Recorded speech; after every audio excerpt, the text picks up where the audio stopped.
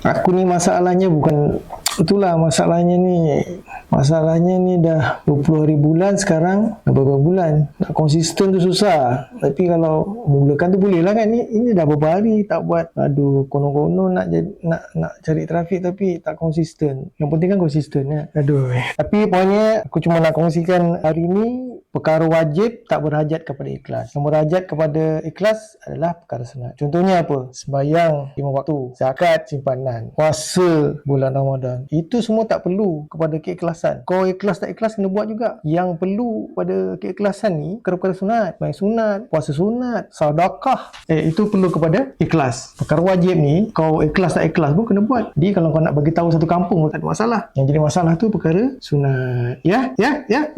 Jadi masalah bagi kita ni, kita kadang-kadang nak nyumbang lah kan. Kadang-kadang tamu tu bergerak datang sampai rumah kita kan. Nak bagi sikit kan, kadang-kadang yalah, dia sikit kan malu pula.